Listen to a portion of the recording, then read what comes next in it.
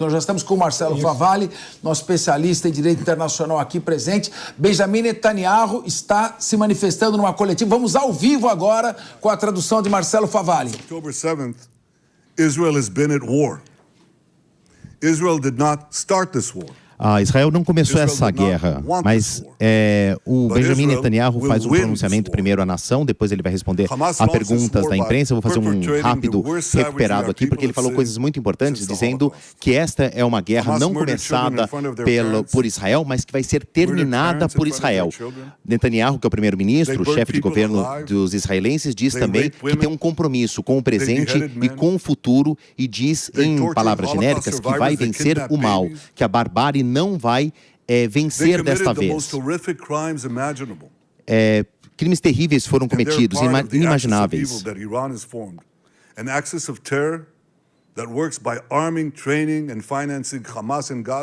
Ele fala sobre o treinamento, sobre o financiamento que Hamas recebeu em Gaza, apontando que há agentes internacionais que beneficiaram o grupo terrorista nessa guerra.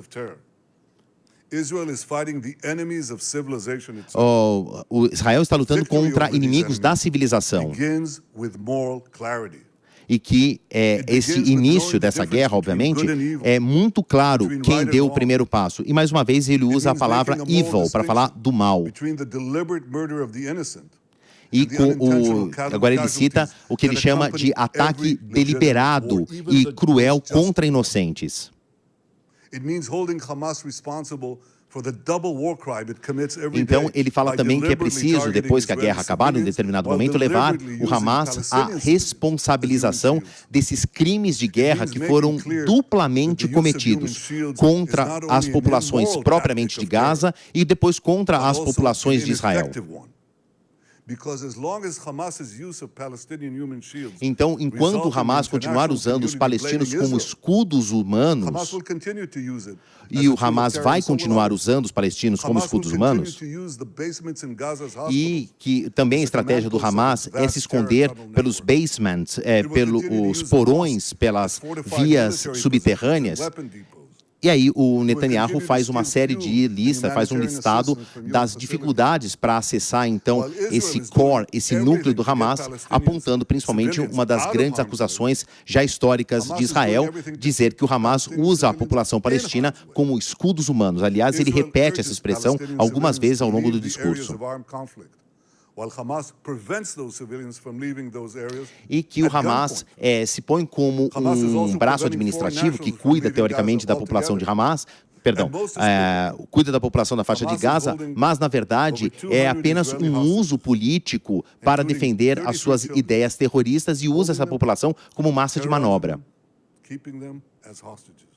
E agora ele está falando que sobre os reféns que são mantidos pelo Hamas, e ele fala de forma direta sobre os reféns israelenses e faz uma comparação figurada, como se os palestinos também fossem reféns do Hamas.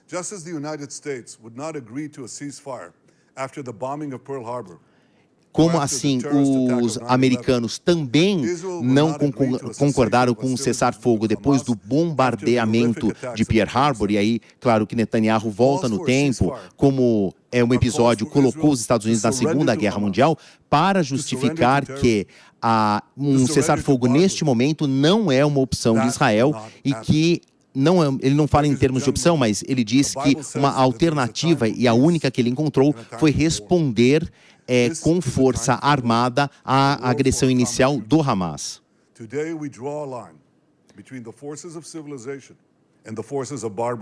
Então, hoje a gente divide o mundo, nós temos um drawline, quer dizer, uma linha desenhada entre o que é o mundo civilizado e o que é a barbárie. Ele coloca, então, Israel como uma resposta de um mundo civilizado, dizendo que está fazendo uma resposta à altura ao que ele repetidamente chama de barbárie por parte do grupo terrorista Hamas. Então, se nós não agirmos agora, você, independente de qualquer lugar do mundo que esteja, será o próximo alvo. Então, nós vamos lutar até que toda essa luta seja uma só. E que Deus, então, abençoe a todos nós e nos mantenha firmes nessa nossa luta, nessa nossa opção.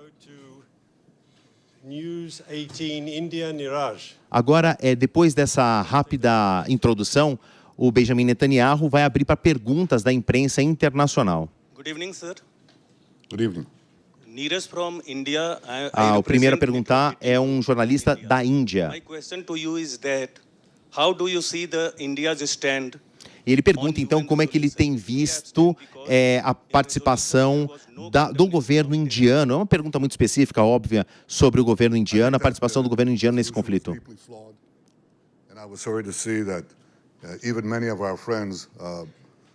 Ele diz que, claro, que a Israel agora sente a força de vários amigos espalhados pelo mundo. Ele está falando de aliados e outros governos que têm se colocado em apoio às opções, então, de resposta de guerra de Israel. Então, a gente espera que nós não vejamos isso se repetir ao redor do mundo. Agora, uma pergunta que vem dos Estados Unidos.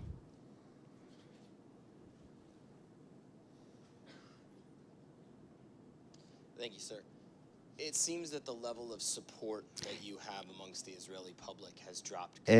O jornalista pergunta o que ele pensa sobre a posição dele, que, segundo esse jornalista americano, tem caído a popularidade ou o apoio desse tipo de resposta que Israel tem dado entre a população, entre os eleitores israelenses.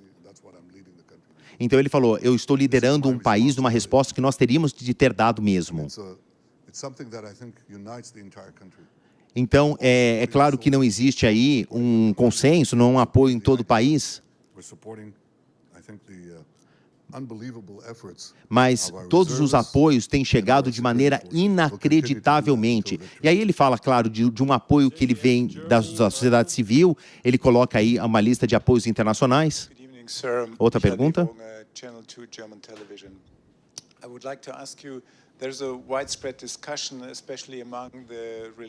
Favale, nós estamos agora, nesse momento, vamos fazer um pequeno intervalo, 14 horas e 35 minutos para a rádio. Retornamos em seguida, mas continuamos agora com o pessoal da televisão e do YouTube, Marcelo Favale. A pergunta agora ela é mais especificamente sobre os episódios de libertações dos reféns. Então, e que ele fala que, embora esteja havendo a libertação de reféns, episódios que têm se repetido, a pressão militar continua. E se isso não é um risco contra os reféns, uma vez que existe uma porta aberta do Hamas de libertar reféns.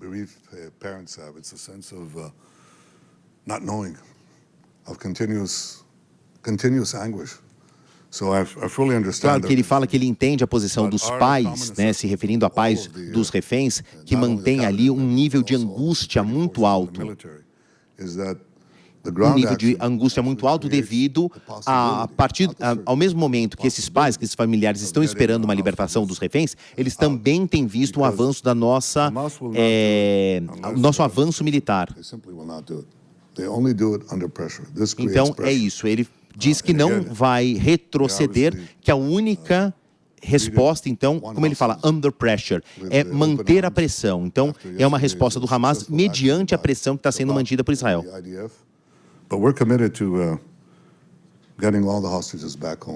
Então, é claro que a nossa intenção primária, prioritária, é fazer com que os reféns voltem para casa.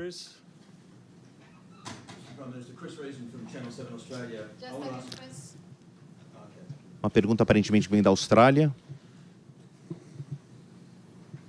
Mr. Prime Minister, Chris Reason from Channel 7 Australia. I want to ask a question from my country, and the people in my country are looking at this. Eu queria saber aqui sobre as pessoas do meu país, então um jornalista australiano. O senhor está falando de destruição do terrorismo nessa região e etc. Mas também existe um número muito grande de civis que estão sendo mortos. O senhor fala de o Hamas usa essas pessoas como escudos humanos. Mas e as pessoas da Palestina? Mas nenhum civil tem que morrer. Então, o Hamas deveria então orientá-los para zonas de segurança. Existem zonas de segurança. Nenhum civil tem que morrer. O Hamas eles que não estão permitindo as pessoas de deixar o país, de se movimentarem. Então a sua pergunta tinha que ser dirigida diretamente ao Hamas, não a mim, mas eu vou respondê-la. Então, e aí, claro que o Netanyahu aproveita a pergunta para reforçar isso que Israel já vinha apresentado semanas atrás, de criar ali um corredor de esvaziamento da parte norte da faixa de Gaza para a parte sul, para retirada, porque justamente já havia sido anunciado a entrada dessa infantaria por terra de Israel pela parte norte.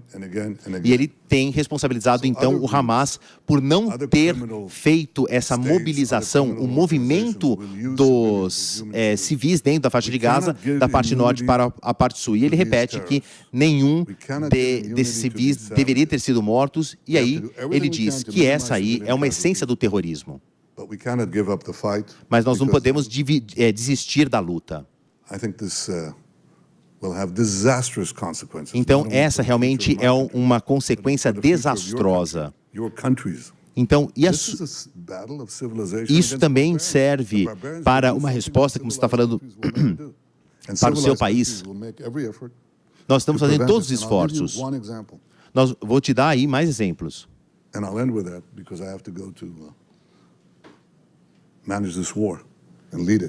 Estamos levando pessoas, homens, para esta guerra.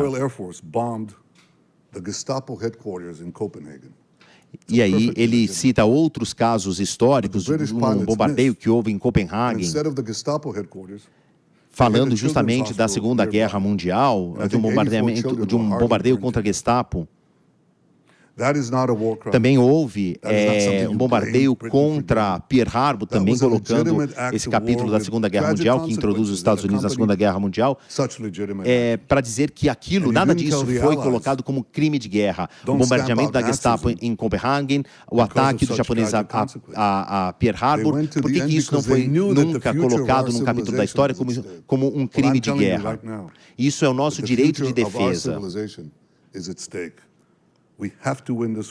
Nós temos que vencer essa guerra em nome do mundo civilizado. E aí ele encerra, então, a coletiva de imprensa, respondendo a poucas perguntas. Muito obrigado, Marcelo Favalli. Nós retornamos aqui, estava com a palavra Ricardo Rous e com a interrupção já do Felipe Monteiro, eles vão debater entre eles. Agora, primeira observação diante do que acabamos de ver. A mim me pareceu, eu quero ouvir os representantes aqui, nossos debatedores experientes, o Netanyahu abatido, extremamente abatido, me parecia claro, precisando dar uma resposta, mas acusando o golpe das 3 reféns, teria apontado diretamente o dedo para a falha de segurança de Israel. Segundo ponto, tentando justificar, e tem que mostrar nesse momento, que a operação deve prosseguir. Não pode parar simplesmente e não dar nenhuma resposta, porque aí a vitória do Hamas se consolida.